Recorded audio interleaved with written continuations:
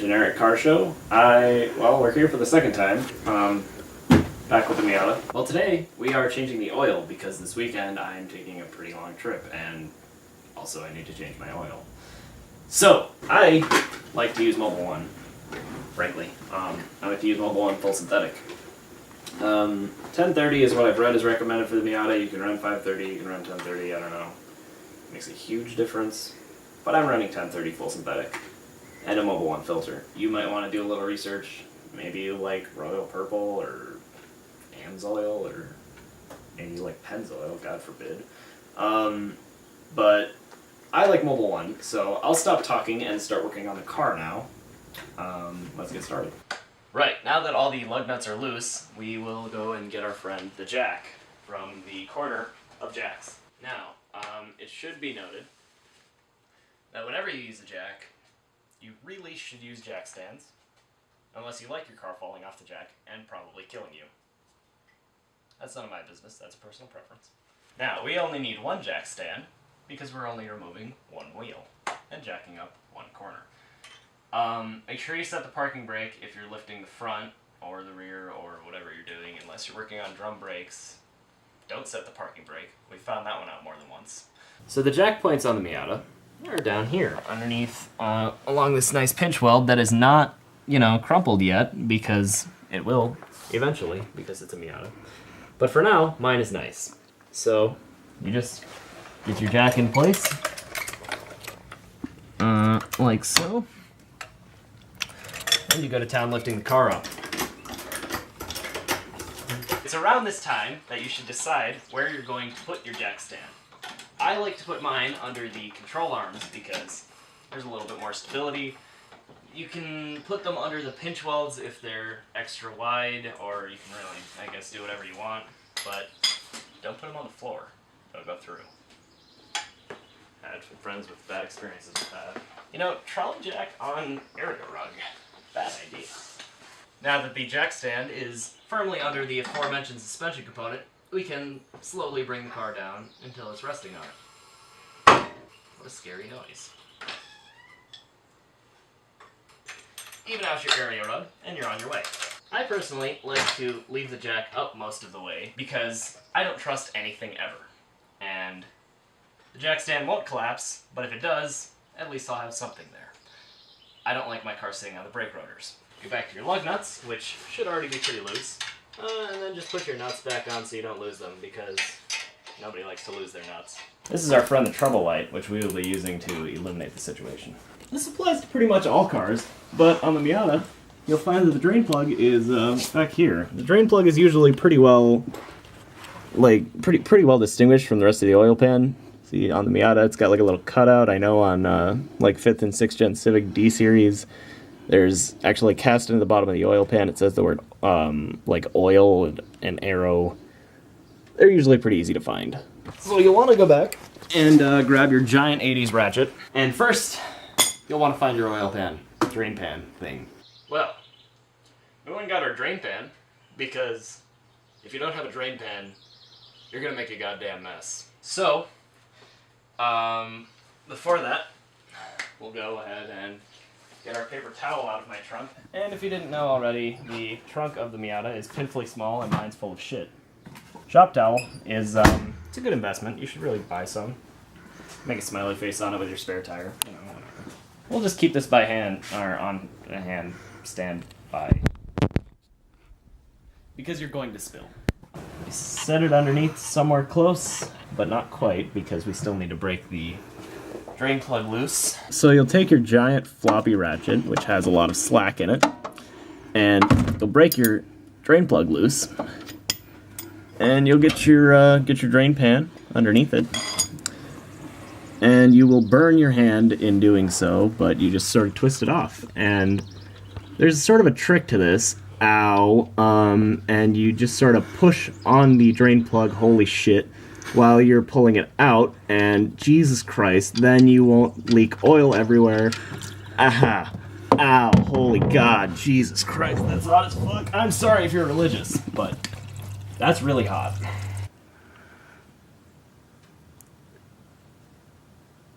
As you can see, it's draining out, which is usually the idea when you pull the drain plug, frankly.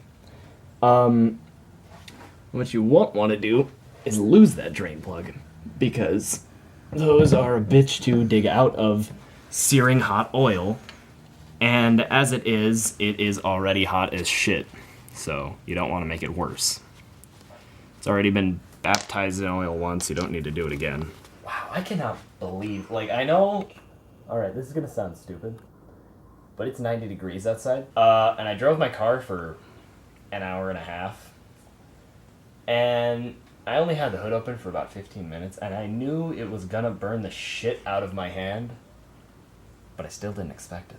At any rate, you just sort of wait for all the oil to drain out. And in the meantime, I'm gonna fish around underneath my car and see if I can find the exhaust rattle. Now, how many heat shields are there? See, the problem is, I've been talking to myself this whole time, and as a result, I'm gonna continue talking to myself. Like, no shit, it's hot, but still. I just need something to poke stuff with that won't get burned, like my hand will. You don't think it's that gasket, do you? It looks burnt as shit. Oh my god, it's hot. Holy Jesus Christ. This is water pump inlet for a Ford. That'll probably work. Fuck, I need to file for my $75 rebate from Discount Tire. On the bod. On the bod. There's a fucking fly crawling up my ass. Nice. Do you normally record the whole butthole thing? Back to cars.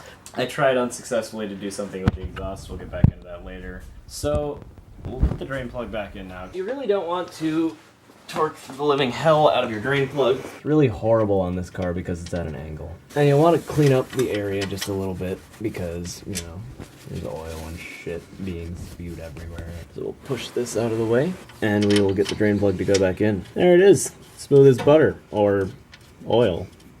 No? Alright. Clean it up again because you can't clean it up enough. You want to tighten it. It doesn't need to be, like, hellaciously tight because you'll just strip it. And, again, if you strip it, you are fucked. But it needs to not fall out. So, take that as you will. We'll come around back here to do the filter. Which is generally pretty simple. Sometimes a pain in the ass. Kind of depends on your car and since, you know, when the last time you changed the oil was and all that fun stuff. Now again, the reason I took this wheel off is because the filter is right up there in a horrible, horrible location where you can't reach it at all. And it's really not that bad if you take the wheel off, but if you don't, good luck. And frankly, this is awful because no matter which way you go at it, it'll spew oil. And we'll try and get the trouble light in a place where you can see what you're doing. So you'll want to try and get your arm up there. It's pretty horrible, and you have to go with your left arm, and if you're not left-handed, good luck, and if you're even a little bit ambidextrous, you might be able to get it and crack it loose. I don't know if you should really do this when it's hot. I do know it really hurts to do it when it's hot, and there you go. Nice stream of rich brown goodness. Hopefully it's not peeking onto the area rug. You just want to let it drain out just a little bit before you do anything else. And then with some finesse, just like the drain plug, you can pull it right off without puking too much and burn your hands a lot. Set it face down in the drain pan. Now this drain pan actually does have a little place for the filter, which is pretty handy. So once your filter's all drained out, you want to take it, look at it, do this when it's cold so you don't burn your hands like I am right now. Make sure this little rubber gasket is on here and not on the car. Because the shop teachers will tell you these come off, and they really don't. But if they do come off and stick to the car, and you put another one on it, you're gonna puke oil everywhere. And that is not good. And you're gonna be buying a lot more oil. So, just let that drain out, and we prepare our new, nice filter here. Again, I like Mobile One. The last one on there I think was a micro guard. It was cheap. What you'll want to do, and again your high school shop teacher should tell you this, take a little bit of oil here, just dip your finger in it, run it on the outside edge of that gasket we were just talking about. And I mean, some people will tell you that it doesn't make a difference, some people will tell you it does. Frankly, I just like to play it on the safe side and get it nice and lubricated, so that way nothing dries up, because you can never have too much lube. So now that you know what you're doing with this, you can put your filter back on now that it's probably drained out all the way, hopefully. So you'll take it and you'll take a little paper towel, clean it up a little bit, just because I am a fan of cleaning things up before I do anything with it. Take your nicely lubricated filter, pop it on there, give her a twist. Make sure it's threading on all the way, make sure there's nothing in the threads, make sure it doesn't bind up and catch and whatever else. It doesn't need to be hellaciously tight, just like the oil drain plug, but make sure it won't fall off. Just give it a turn, give it some grunt. I like to play by the pretend measurement of 35 grunt pounds, and that's about what that is. So, now that you've got your drain plug in, you've got your filter on, pretty much ready to put the wheel back on, which is normally an unnecessary step pulling it off, but as I've shown you, it's really in a horrible location on the Miata. Put your wheel back on, put some oil in it, go do some burnouts, what have you. Well, here we have my nice gigantic wheel. They really are large in comparison to the stock Miata wheels, which I have right here, frankly. It's pretty convenient. And they're a little bit wider, just a little bit. A little bit taller, a whole lot heavier, but it makes up for it with the grip. These are 185/60 14s. These are 205/50 15s. I don't know how many of you plan on swapping your wheels out, but this is about as big as I would go for regular driving, I guess. I am a fan of the Yokohama S-Drive for daily driving. The tread grooves are super deep, so it flushes water pretty well.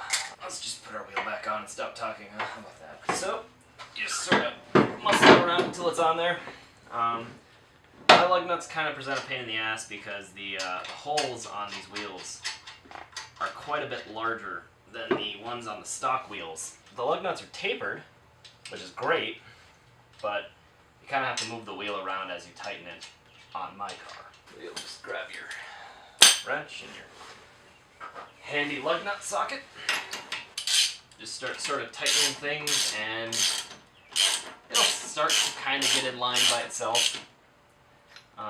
Because that's what tapered lug nuts are for. You don't want to make them tight, just snug enough that they're not going anywhere. Feels like it's pretty well centered on there, so I'm going to go ahead and put the car back down, which requires lifting the car up. I had to move my jack stand because I had to get to my oil filter. Pull the jack stand out, check underneath the car to make sure you don't forget anything, like this drain pan here, which will, in fact, not fit underneath my car. And you should be good to let her go. Slowly, for the love of God, slowly. That wasn't slow, but you know what? Live life on the edge. There we are, the car's on the ground. Go over here and get your good friend the torque wrench, and if you don't have one, I strongly suggest buying one because you're going to use it for everything. Now, I know some torque specs, not many, because I don't know very many things, but I like to torque my wheels to 75 foot-pounds. All the old men will tell you to torque them to about 100. My wheels are light and my lug nuts are light. So there's 70, right? Remember how we set that? 70, 0. And then there's 71, 2, 3, 4, and 75. And just lock this part down. Good. And get your lug nut thingy on there. Get that on there. Take this, get it in position, and torque it down. Now when you're torquing, you should be going in a cross pattern, or star, it depends how many lug nuts you have, but my car's light and has 4, so. Remember, you're going until it clicks. Now I like to double check everything to make sure that nothing hasn't come undone or done unevenly or what have you. And good. Now that we've got our lug nuts torqued, make sure you don't leave this set because torque wrenches are really expensive and you don't want to have to buy another one a week after you bought the first one because you left it set. So I'll go put this back because we won't need it again because we're just filling the edge with oil now. And I'm going to grab a funnel. So clear out all the nasty bullshit in your funnel. And this funnel is a little bit overkill, but you know, whatever. It's not going to spill anything, and that's what's important. It just needs to be a funnel. Alright, that looks pretty clean. So we go put this over here and hope I didn't grab way too big of a funnel. And we're good. Grab our oil here, and I like to buy it 5 quarts at a time because it's easy, which is something point something liters. I'm American. This car, as I recall, takes 3.6 quarts, but we'll double check because, you know, as much as I love being wrong and putting the wrong amount of oil into my car, you'll either starve it for oil or fill it with too much, and you don't want either of those. So we'll Google it, like all good mechanics do. And here we find oil only, 3.4 quarts. You can kind of, there we go.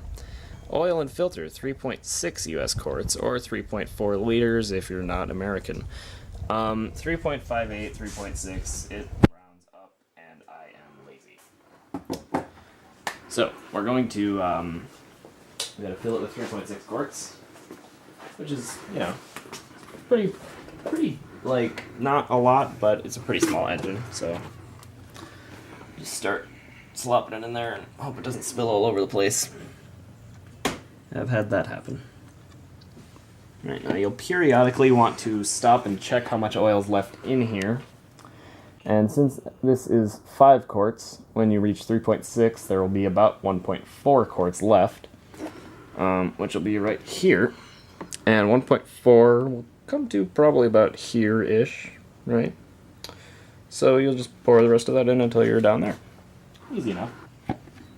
Again, want to just stop and check. It's about a little over 2 quarts left. And you're about 3/4 of a quart.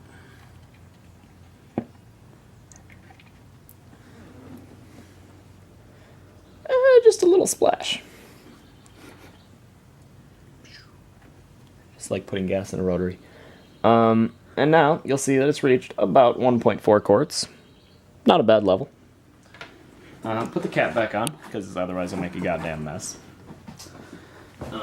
Get some more paper towel, because as I've tried to imprint upon your minds, you need paper towel.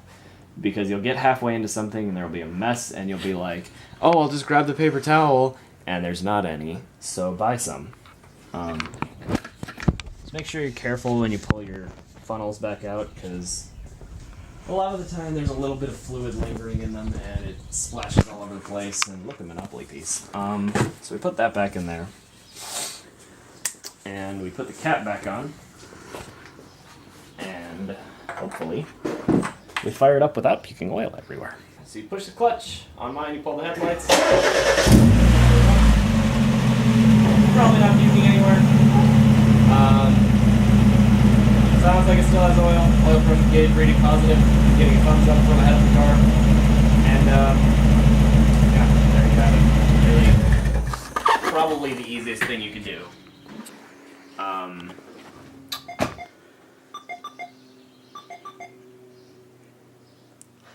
Yeah, so that's an oil change is pretty much the most basic maintenance you can possibly do. And in doing so on this car, you learn how to change tires because you have to take one off to do so. But there you have it. It's pretty easy. I'll see you next time.